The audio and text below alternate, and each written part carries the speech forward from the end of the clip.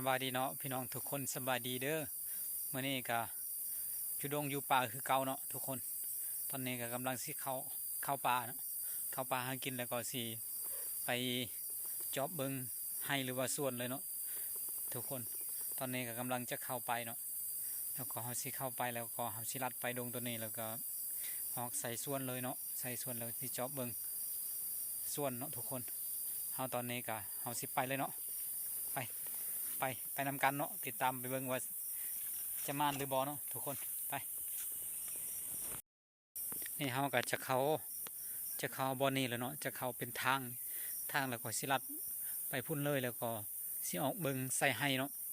ส่วนแต่ว่าบ่ฮู้ว่าสภาพการสิเป็นอะไรเนาะฝนฟ้าอากาศเนาะเบิ่งก็ครึมๆตอนนี้เนาะแต่ว่ามันเป็นช่วงแรงๆแล้วเนาะประมาณ3 โมงปลายเนาะหลังจากแล้วเวียกแล้วเฮาก็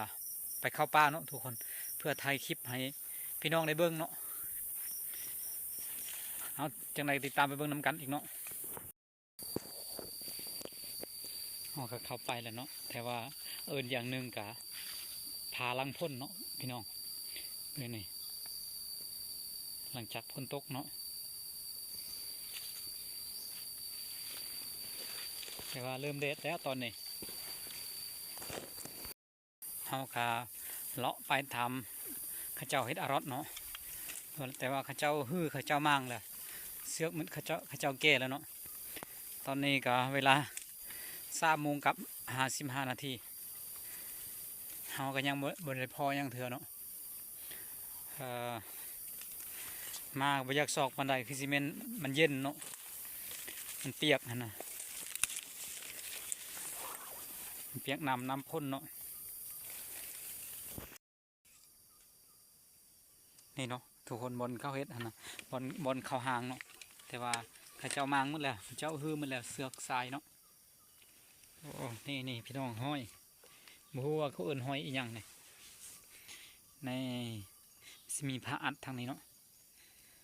ทางนี้ประมาณนี้เนาะ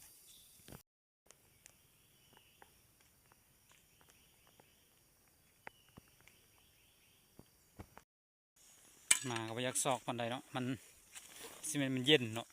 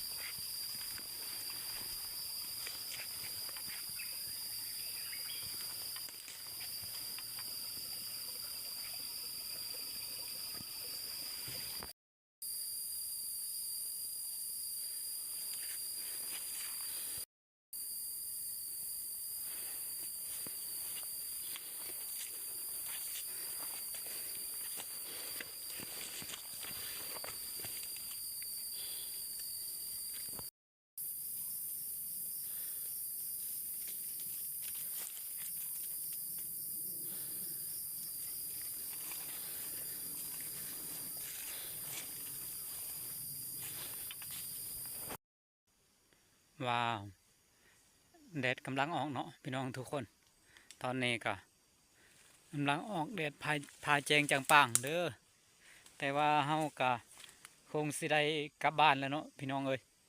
ตอนนี้ก็มีพี่น้องโทรมาว่าพี่น้องทางเซโปนเนาะบ่สบายน่าจะเป็นเลือดตกเนาะพระเจ้าโทรมาให้ไปหาเนาะไปเบิ่งพระเจ้า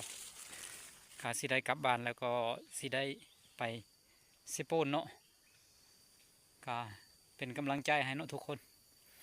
ก็คิดว่าสิออกใส่ซึ่งนี่แล้วก็สิออกใส่ให้แล้วออกใส่รถแล้วก็สิเมื่อเลยเด้อทุกคนเลยเนาะ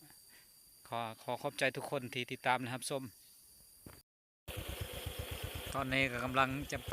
ปเซโปนเนาะอยู่กลางป่านี่ตะเวนก็เริ่มตกแล้วตกดินแล้วเด้อ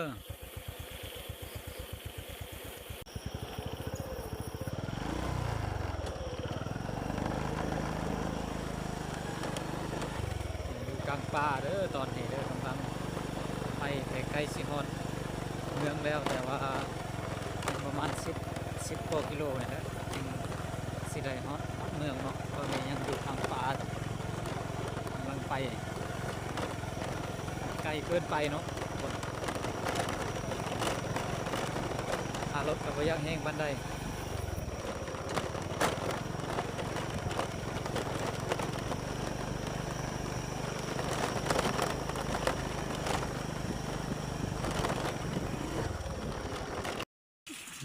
มาฮอดเมืองเซโปนแล้วแต่ว่าฝนตกนะ